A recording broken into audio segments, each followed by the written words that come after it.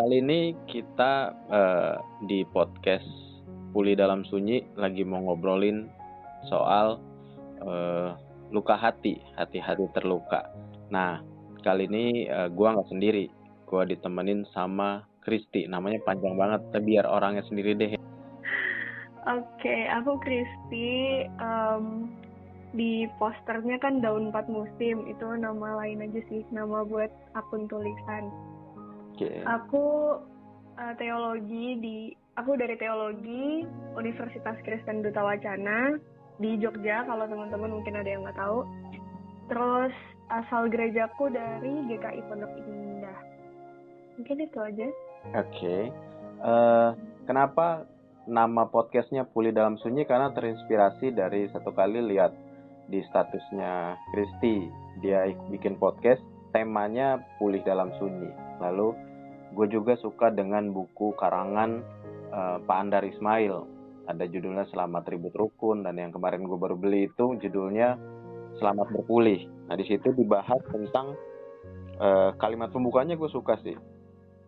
Dia bilang begini, hati-hati gampang pecah, itulah kita mudah pecah, mudah patah, mudah putus, mudah retak, mudah jatuh, mudah kalut, dan mudah sakit.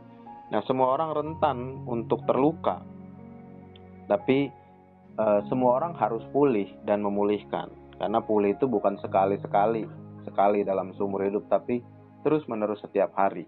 Dari situ gue memutuskan untuk tema besar gue sepanjang tahun ini, gue akan bicara tentang bagaimana orang harus pulih, sekalipun harus pulih dalam sunyi. Nah, kita akan bahas soal luka hati ya. Sebetulnya ini percakapan yang panjang dan nggak akan ada habisnya kalau didalami betul-betul. Tapi kita akan bahas kulit-kulitnya aja. Pertama, apa sih luka hati itu? Gitu. Menurut Kristi sendiri, apa sih luka hati itu?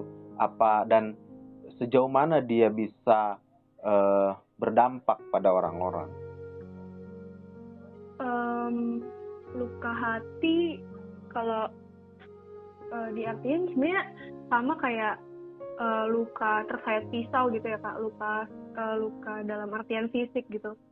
Kita tersayat pisau berarti kan itu produk dari suatu peristiwa kan, hasil dari suatu peristiwa yang tidak mengenakan, itu adalah luka hati itu.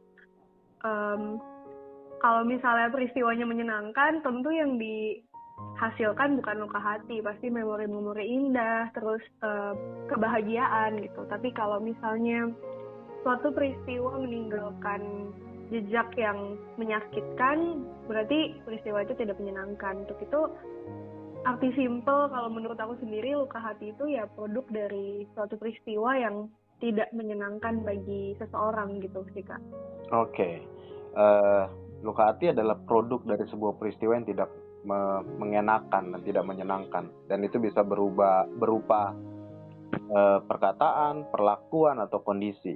Nah, jadi itu kan wajar atau sebenarnya bisa dihindari. Misalnya ada ungkapan yang bilang, gue sendiri sering ngajarin itu ke orang sebetulnya dulu, bahwa kita akan terluka sejauh mana kita mengizinkan diri kita terluka. Sebenarnya kalau aku kurang setuju sih sama ungkapan itu. Justru aku malah bilang ungkapan itu naif ya, karena kalau peristiwanya emang sedih, ya wajar kita sedih gitu. Misalnya peristiwa kehilangan, kita kehilangan orang tua yang misalnya dipanggil bapak pulang ke rumah bapak gitu, ya wajar kita sedih gitu. Jadi perasaan sedih, kecewa, sakit hati, atau perasaan yang tidak mengenakan lainnya itu wajar untuk diakui, sama wajarnya kayak perasaan bahagia, gembira gitu Kak. Jadi kalau misalnya kita sedih dan terluka, sejauh mana kita mengizinkannya, bagiku bukan tentang perasaannya, tapi gimana kita meresponnya. Sejauh mana sih kita membiarkan diri kita larut dalam kesedihan, dalam kekecewaan, gitu, dalam perasaan-perasaan yang tidak mengenakan itu. Jadi kalau misalnya ada peristiwa sedih dan kita sedih banget, ya tidak apa-apa gitu. Itu suatu perasaan tulus, perasaan natural yang manusia memang wajar untuk merasakan itu. Jadi kalau kita terluka, sejauh mana kita mengizinkannya, ya naif aja. Cuman kalau kita berbicara soal respon terhadap suatu peristiwa buruk, ya itu tergantung kita, sejauh mana kita membiarkan diri kita semakin terluka, sejauh mana kita membiarkan diri. Iya, cara kita berespon tentang luka hati kan sebetulnya juga dibentuk dari produk-produk yang kurang pas sebetulnya.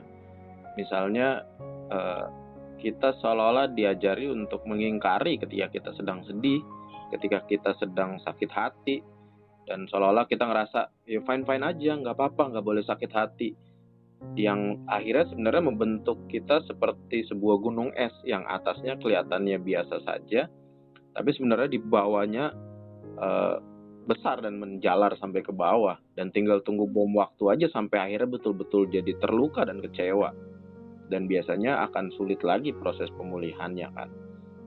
Nah, persoalannya kan buat gue juga sama, gue setuju kalau orang sakit hati, orang terluka, orang sedih, ya wajar, karena itu bagian dari proses hidup. Toh tokoh-tokoh di Alkitab pun mengalami hal yang demikian. Misalnya sebut saja di Perjanjian Lama ada Ahitofel, orang yang penasihat Raja Daud yang akhirnya kecewa lalu mengakhiri hidupnya dengan tragis. Di Perjanjian Baru Yohanes juga kecewa dengan apa yang dia terima dalam hidup, sampai ada di satu titik dia suruh muridnya tanya sama Yesus, apakah benar engkau Mesias atau kami harus tunggu yang lain? Dan Yesus jawab dengan jelas di situ, berbahagialah mereka yang tidak menjadi kecewa dan menolak aku. Nah, menurut lu sendiri Tih, seberapa bahayanya orang terluka? Seberapa bahayanya orang terluka, atau seberapa bahayanya luka itu mempengaruhi orang? Itu tadi sih Kak, seberapa bahayanya. Kalau memang lukanya besar banget gitu ya, tentu bahayanya akan lebih besar lagi. Tapi kalau aku pikir ternyata luka kecil, kalau kita gagal untuk berpulih, kita larut sedemikian lama, bahayanya juga cukup besar bagiku gitu. Jadi seberapa besar dampak luka tersebut, itu tadi tergantung pertama yang pasti perasaan tulus itu pasti ada kan. Jadi kalau semakin peristiwanya semakin buruk, pasti kita semakin kecewa, itu tentu. Tapi kemudian yang memperparah adalah respon kita, ketidakmampuan kita untuk bangkit. Dan somehow itu wajar sih, kita kehilangan semangat untuk bangkit lagi, itu pasti wajar, setiap orang pernah. Jadi setiap luka itu berbahaya kalau kita tidak berhasil berpulih, tidak berhasil sembuh. Bahkan luka kecil aja bisa semakin besar gitu Kak, kalau kita memilih untuk larut dalam penyesalan ya. Oke. Jadi ya bisa besar banget dampaknya. Orang bisa kehilangan harapan, orang bisa kehilangan tujuan hidup, udah nggak tahu lagi deh makna hidupnya apa gitu. Mungkin bisa sampai kayak gitu juga sih. Bahkan Ahitofel aja menyerah dan akhirnya bunuh diri kan. Iya. Seorang penasihat yang begitu dikenal begitu bijak gitu. Oke. Jadi kalau gue rangkum dari awal pembicaraan kan, luka hati adalah produk yang disebabkan oleh sebuah peristiwa. Bisa jadi karena perkataan, karena perbuatan, dan kondisi kehidupan. Nah, ini kan luas ya cakupannya, tapi solusinya satu menurut gue, yaitu ya selesaikan, memulihkan diri. Karena lu bilang tadi kan, kalau tidak berhasil memulihkan diri, luka sekecil apapun akan sangat berbahaya sebetulnya. Bagaimana caranya untuk orang bisa memulihkan diri? Karena balik lagi, produk-produk gereja juga macam-macam modelnya. Ada yang gue pernah sampai ngalamin ya, dipanggil ke depan lalu disuruh ngaku bla bla bla bla bla di depan banyak orang, dan justru menurut gue itu nggak membuat gue jadi sembuh, tapi semakin terluka. Ini aku boleh ya Kak ngambil dari lagu gitu? Boleh. Oke, aku keinget salah satu lagu dari MXM Tune, aku nggak tahu bacanya gimana, judulnya Porcelain.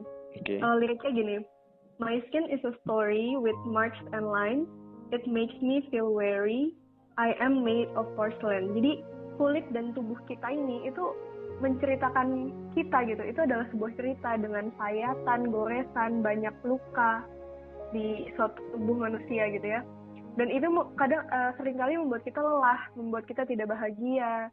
Dan si penulis lagu ini namanya Maya, dia bilang, aku ini terbuat dari porselen. Dan kita sama-sama tahu bahwa porselen itu mudah pecah, dia rapuh. Sama seperti bukunya Pak Andar Ismail, kita ini rapuh, manusia ini mudah kecewa, mudah hancur gitu ya Kak. Dengan adanya luka-luka tadi, banyak orang justru hancur dalam hidupnya gitu dan tidak mampu berpulih. Maka buat aku langkah pertama menuju pemulihan, mengakui dan menerima bahwa ya memang aku rapuh dan hancur gitu. Your feelings are valid. Gitu sih kalau kata sosial media sekarang gitu. Jadi rasa kecewa, sakit hati, hancur itu semua wajar dan pantas untuk diakui.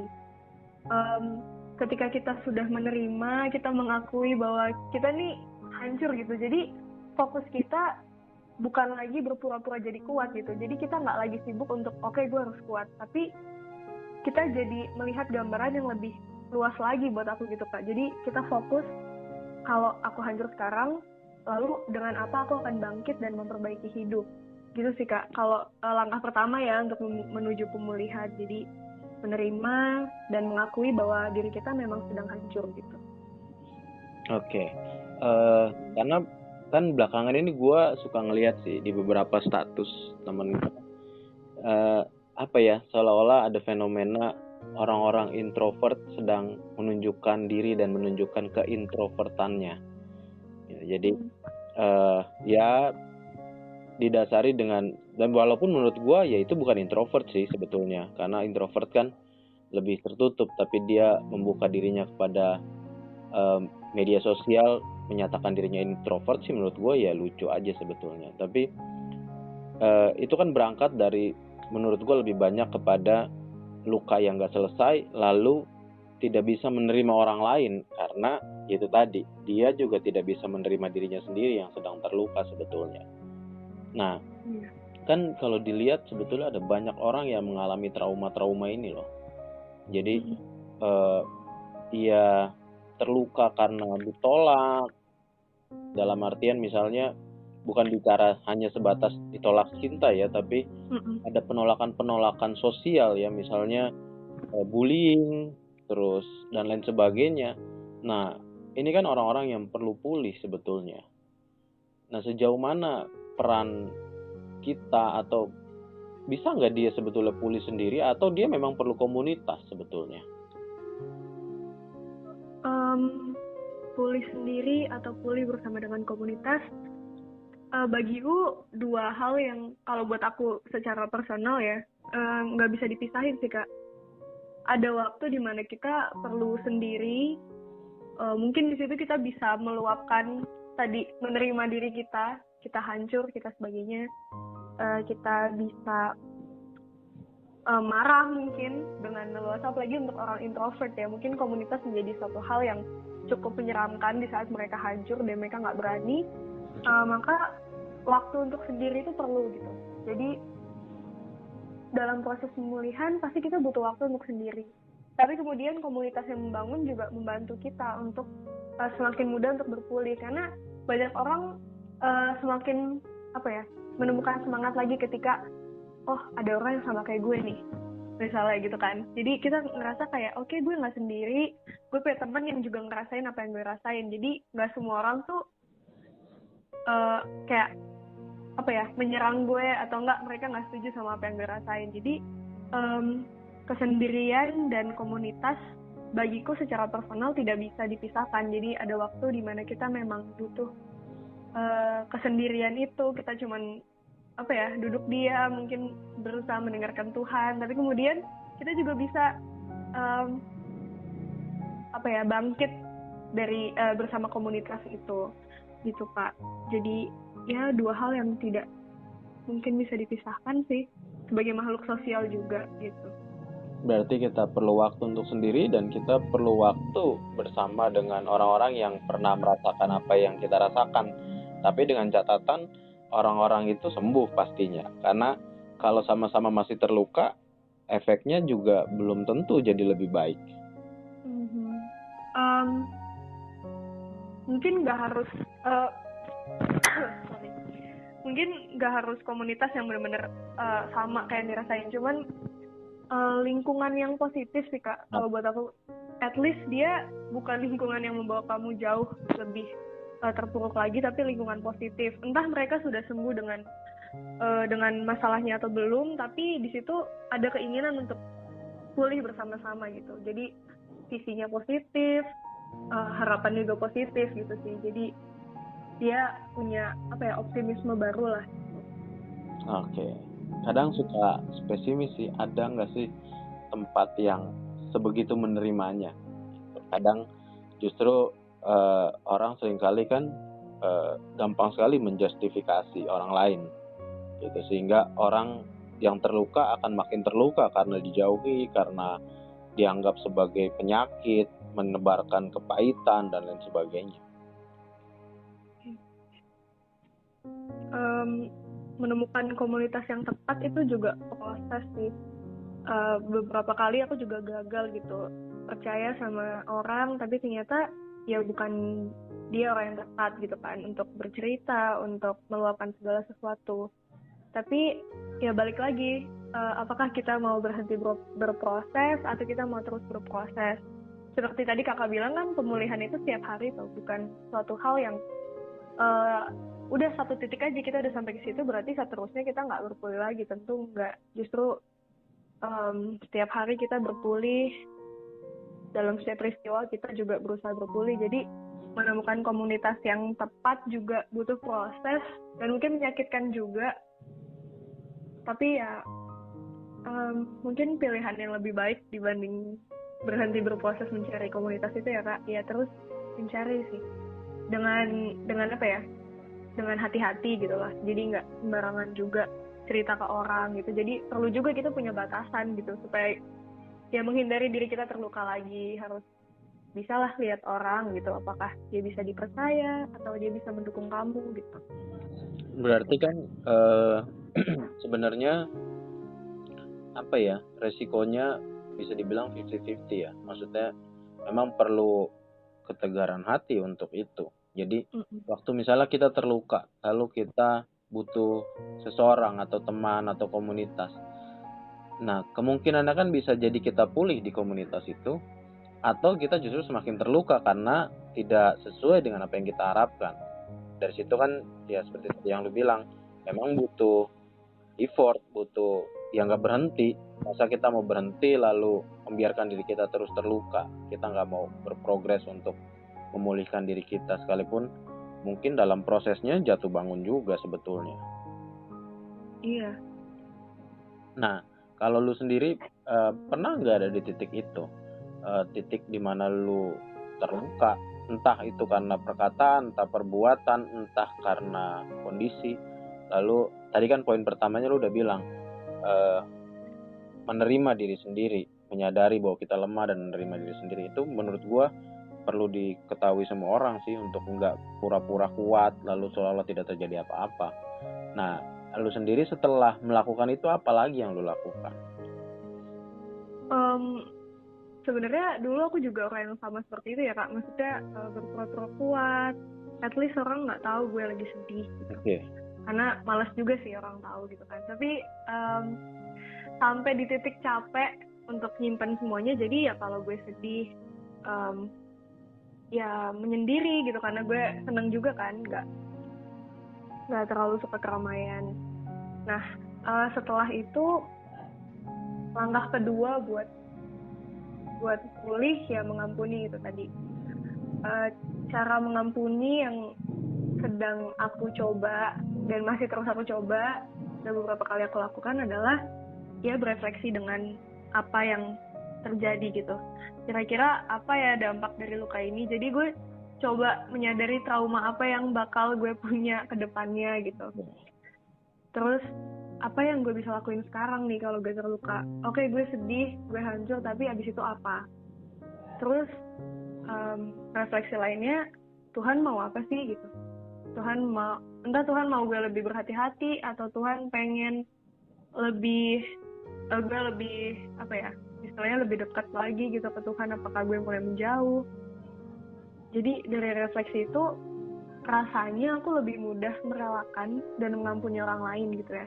Walaupun sebenarnya sulit juga sih mengampuni karena kan sakit kan, tapi dengan refleksi itu entah kenapa jadi lebih okay, there is beauty in everything that happen in our life gitu kan. Jadi oke, ini buruk tapi gue bisa ngambil nilai positifnya nih. Ya mungkin naif kan, setiap orang halal lu sedih tapi nyari nilai positif. Tapi setelah gue bersedih dan gue mencoba berefleksi, ya ternyata setiap peristiwa ada gitu bagiku. Jadi langkah kedua mengampuni. Tapi setelah mengampuni itu, awalnya gue kira kan gue bakal utuh sama seperti sebelumnya, tapi ya nggak juga sih. Jadi emang harus hidup dengan bekas luka sebagai pribadi yang baru gitu. Oke, harus hidup dengan bekas luka. Berarti seperti ungkapan yang apa? Forgive but not forget. Iya, itu tadi sih Kak. Mengampuni bukan melupakan, tapi mengingat dengan cara yang baru. Itu salah satu kalimat dari dosen teologiku namanya Bu Jennifer. Beliau bilang seperti itu. Jadi mengampuni itu mengingat dengan cara yang baru gitu.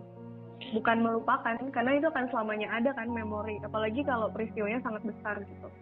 Yes, setuju berarti. Sama ya dulu juga waktu gua dengar kalimat itu, mengampuni dan dipaksa untuk melupakan gitu. Ya nggak mungkin lah gitu, karena kita punya memori, kecuali lu bisa format ulang, reset factory dan lain sebagainya, jadi kosong, terus lu bisa lupa seolah-olah lu jadi manusia baru, kan enggak. Tapi gue pernah dapat kutipan yang sama seperti itu. Maksudnya gini, luka itu akan tetap ada, hanya saja persoalannya bagaimana cara pandang kita melihat luka itu. Waktu kita masih merasakan sakit, berarti ya luka itu belum sembuh sebetulnya. Tapi waktu kita memandangnya sebagai sebuah proses kehidupan di mana Allah bekerja di dalamnya, ya itu luka yang sudah pulih sebetulnya.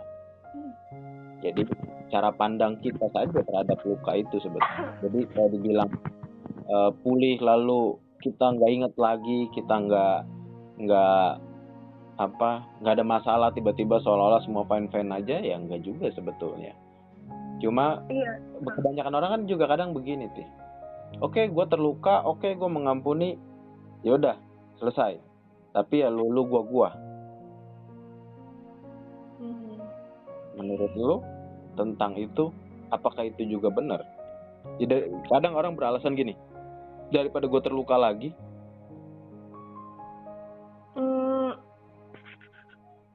Nggak setuju banget sih, tapi pembatasan itu perlu gitu.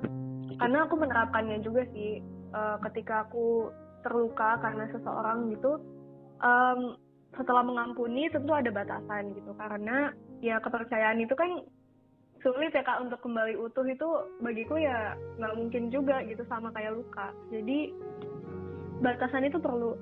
Tapi yang perlu diingat adalah kebaikan itu nggak punya batas kan. Jadi selama dia butuh lu untuk berbuat baik sama dia, misalnya dia minta tolong, ya sebisa mungkin ditolongin. Tapi untuk berelasi sedemikian dekat, sedemikian intim seperti sebelumnya, misalnya gitu ya, ya bagi gue itu nggak mungkin juga sih. Karena tergantung sih. Tapi bagi gue agak mustahil aja kalau kita kembali utuh kepercayaannya gitu kayak awal. Jadi batasan juga perlu mungkin dalam hal-hal kayak gitu, tapi ya nggak ada batasan dalam kebaikan juga sih sebenarnya. Cuman kalau buat berelasi, aku sendiri memberikan batas kepada orang yang pernah melukai aku gitu. Oke. Lalu ya kalau dibilang bicara soal luka beragam ya, banyak orang, dan kadang kita ngerasa gini, kita kayaknya lukanya yang paling berat, padahal juga banyak orang yang jauh lebih berat dan ya mereka sanggup aja ngelewatin itu, proses-proses itu. Lalu ya gue sih ingat kalau tadi dibilang perlu waktu untuk sendiri supaya kita merenung, lalu kita menemukan diri kita apa adanya. Ya gue setuju. Begitu juga dengan perlu komunitas, karena Yakobus 5 ayat 16 kan bilang endingnya yang suka dicomot orang sih. Doa orang benar bila dengan yakin didoakan besar kuasanya. Kadang orang berpikir orang benar itu ya orang yang gak pernah buat dosa, orang yang gak pernah terluka, orang yang gak pernah sakit hati, orang yang gak pernah sedih. Padahal di bagian sebelumnya dibilang saling berdoa dan mengaku dosalah. Iya. Jadi perlu komunitas, perlu mengaku satu sama lain sebetulnya untuk saling memulihkan. Nah, gue sempat ketemu beberapa gereja yang seolah-olah kelihatan rohani ya. Ketika ada konflik, ketika ada yang terluka, disarankan untuk berdoa masing-masing lalu memulihkan diri, menyelesaikannya dalam doa. Nah, buat gue ini agak aneh sih sebetulnya.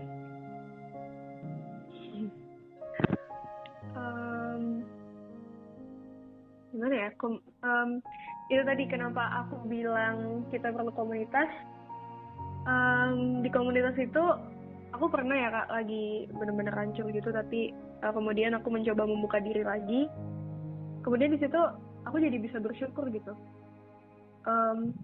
Oh iya ya, masih ada keindahan gitu, masih ada keindahan di hidup ini. Kayaknya bukan gue doang yang ngerasain hal seberat itu. Jadi itu kenapa aku bilang manusia perlu komunitas ketika dia hancur atau maupun tidak hancur juga. Ya itu tadi, kayak kalau mendengar cerita orang lain, rasanya ada hal yang masih bisa disyukuri, dan bersyukur itu jadi semangat baru lagi untuk memulai semua gitu Kak. Jadi that's why perlu komunitas, dan berdoa nggak salah juga.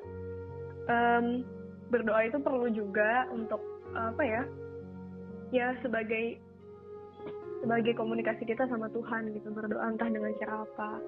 Tapi ya terlebih lagi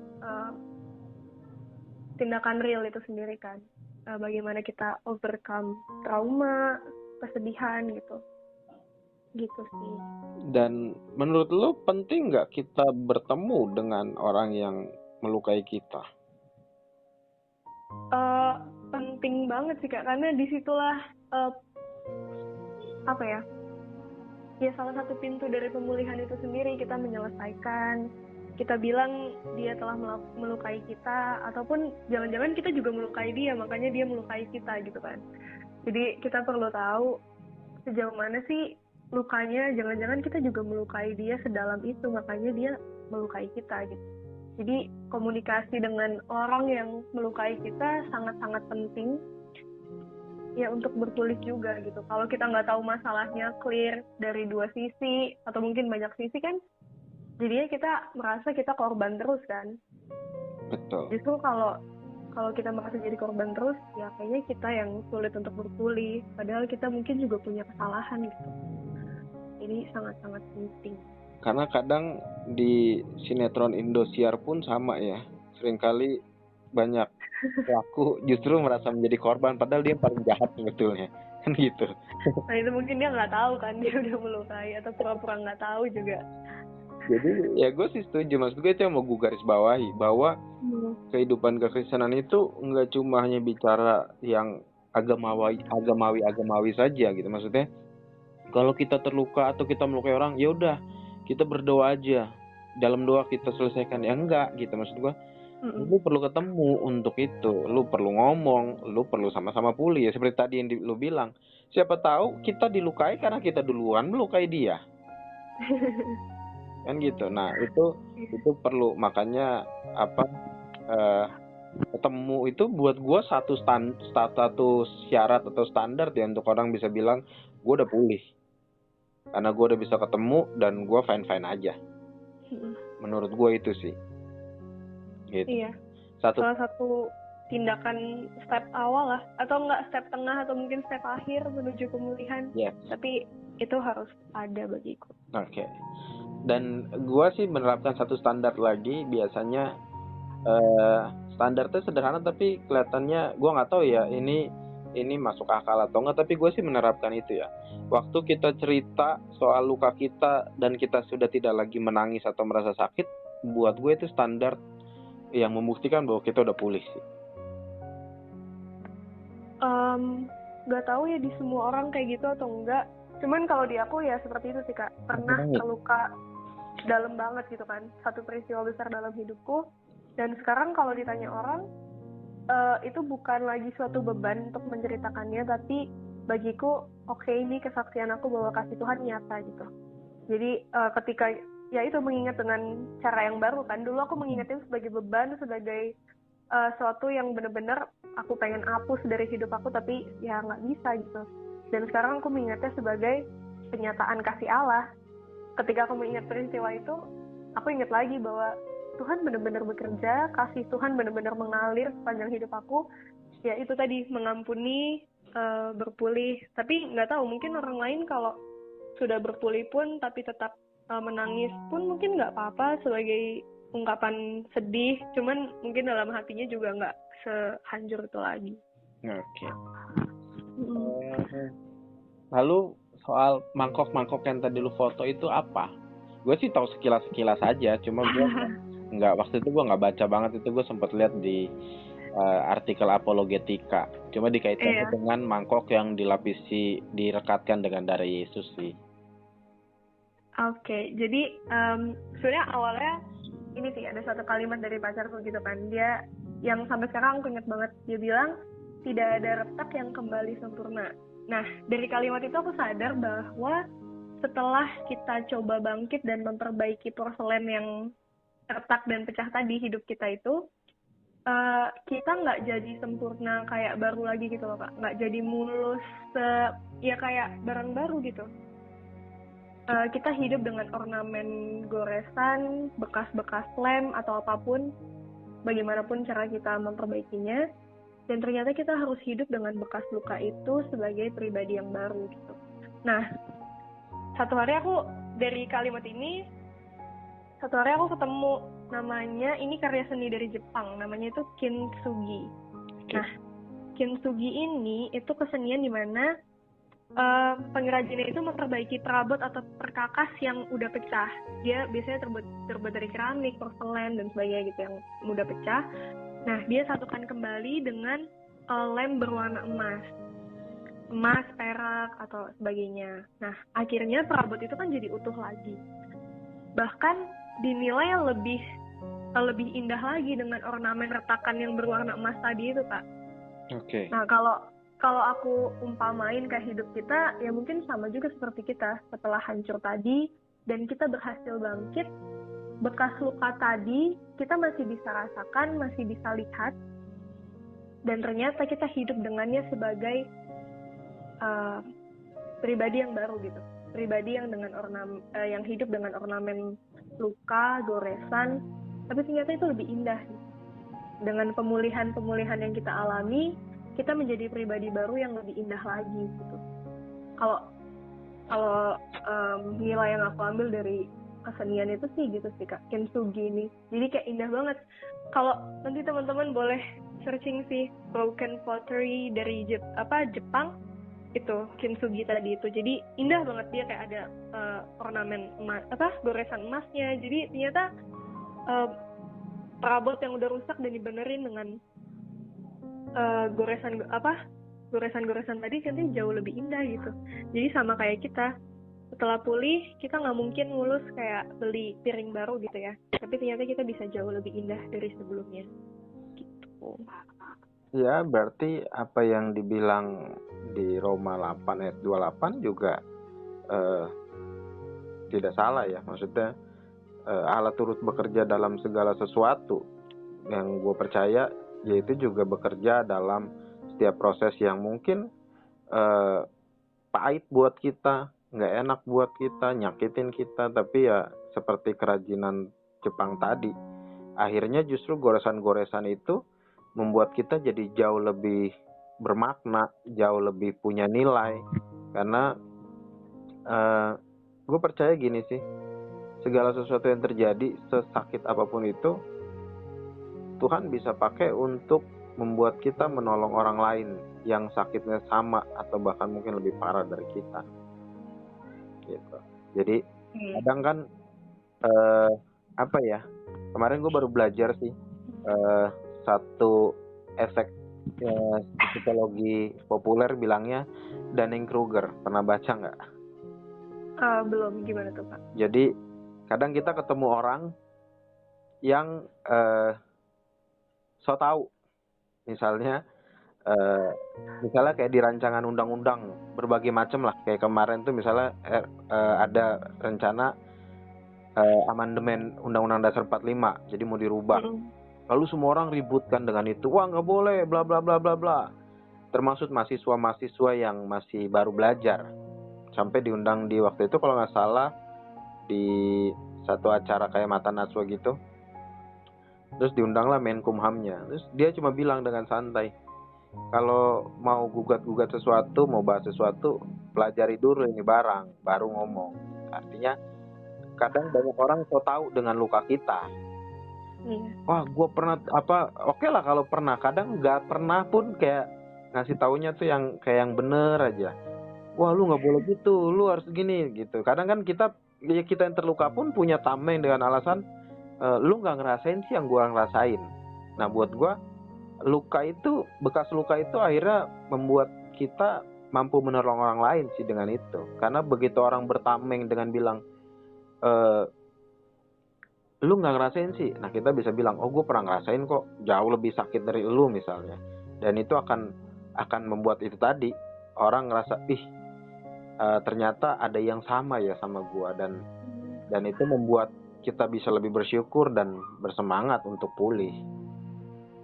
Iya, jadi pengalaman pahit orang lain pun bisa jadi semangat baru untuk kita gitu. Jadi penting juga mendengarkan orang lain, mendengarkan peristiwa orang lain. Jadi nggak terus-menerus menganggap kita yang paling sengsara gitu ya, karena setiap orang punya kepahitannya masing-masing, dan dari kepahitan orang lain kita bisa melihat sebuah keindahan gitu. Kita bisa melihat suatu hal yang bisa kita syukuri, dan itu jadi semangat kita untuk bangkit lagi gitu. Oke. Nah, gue coba rangkum dari awal kita bicara ya. Even sebenarnya banyak banget kalau dicatat-catat, tapi yang beberapa kalimat yang jadi kata kunci menurut gue adalah, pertama, luka adalah produk dari sebuah peristiwa. Jadi bisa jadi peristiwa menyenangkan, tapi bisa jadi peristiwa yang tidak menyenangkan yang membuat kita terluka. Dan itu bisa berupa perkataan, perbuatan, dan kondisi kehidupan kita. Nah, problemnya adalah ini akan dialami oleh semua orang, suka nggak suka, mau nggak mau. Cuma beberapa cara yang tadi lu kasih tahu, yang lu bagi buat kita. Yang pertama adalah kita harus menerima diri kita sendiri, jujur apa adanya, mengakui bahwa kita terluka. Lalu kita punya waktu untuk memulihkan diri kita, baik itu waktu sendiri maupun waktu untuk bersama komunitas, dan mengambil langkah untuk mengampuni. Lalu goresannya tetap ada nggak? Tetap ada. Tapi itu justru harusnya membuat kita jauh lebih bernilai, membuat kita memiliki cara pandang yang baru terhadap luka-luka itu sendiri. Nah, satu pesan terakhir deh dari lu, satu kalimat yang mau lu share buat kita, khususnya buat orang-orang yang mungkin waktu denger ini juga masih terluka sebetulnya, masih punya trauma, masih takut untuk ngambil keputusan mengampuni dan lain sebagainya. Mungkin aku ngambil dari lagu aja kali ya, Kak. Aku seneng banget sih. Dari Festivalis, judul lagunya Menantang Kasih Bintang. Teman-teman boleh coba dengerin, enak banget. Liriknya gini, hidup itu sekali dan mati itu pasti. Maka sudahilah sedihmu yang belum sudah. Segera mulailah syukurmu yang pasti indah. Itu Kak kalimat untuk kita semua. Semoga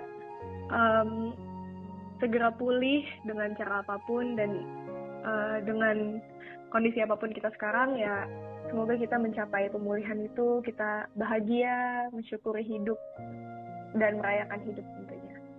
Oke, karena menurut gua hidup dengan keadaan pulih jauh lebih menyenangkan kan ya, daripada terus terluka. Iya, siapa sih yang mau hidup dalam amarah, kekecewaan, penyesalan? Betul. Yap. Oke, itu aja. Thanks banget udah berbagi, udah ngasih banyak inspirasi dan pengetahuan, termasuk kesenian-kesenian Jepang tadi. Iya, thank you banget juga Kak udah diundang.